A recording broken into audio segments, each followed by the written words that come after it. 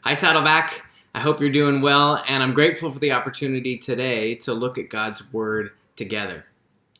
I'm reminded today just how much loss we're experiencing in this season.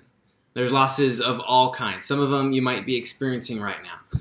There have been losses of health and losses of finances and homes and jobs and mental health. There's losses of those that we've loved. Just a couple weeks ago, I did a funeral for a dear friend. It was a huge loss. And there is a lot of loss in this season. The Bible speaks to the fact that life isn't just going to be easy all the time. There's going to be some really tough times that come at us. Jesus acknowledged this. He said, "In this world, you will have trouble." Jesus said there's a thief that comes to steal and kill and destroy. And in the middle of these losses, God has given us a gift called grief to help us get through this loss. Grieving is a gift from God. Emotions are a gift from God. And I love that God never asks us to minimize our pain or our grief. He never asks us to pretend like things aren't as bad as they are. In fact, God wired us with these emotions to be able to walk through grieving times. I love to ask the question when I'm wrestling through something, how did Jesus deal with something like this? And so I look at the Bible and say, how did Jesus deal with grief and loss? And how did he face the chaos of this life here on earth?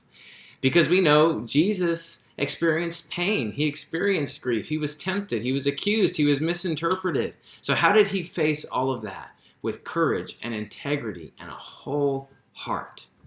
Well, we're given a little picture into that in Hebrews 5.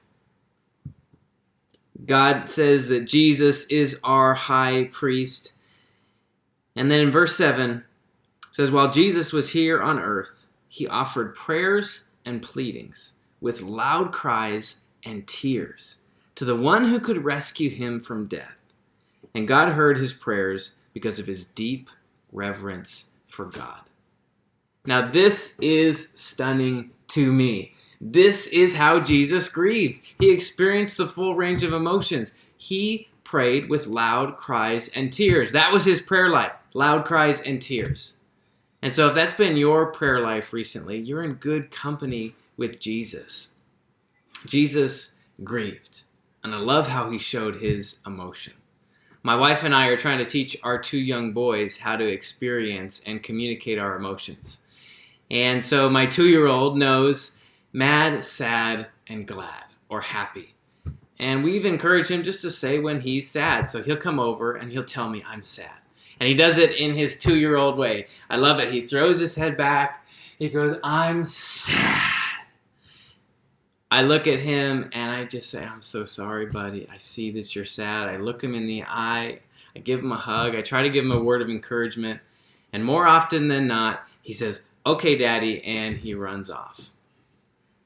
I think sometimes that's how God works with us.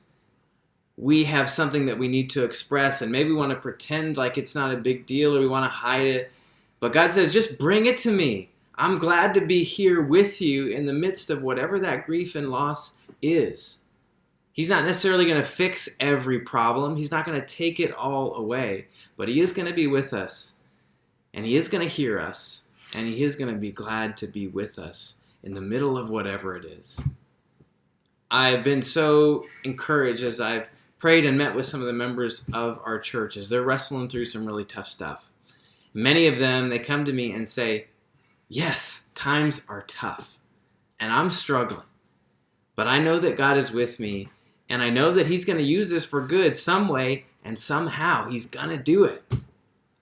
And I'm so encouraged by that, knowing that as we take our grief to God, that he's going to use it, he hears us, and that he is glad to walk this journey with us.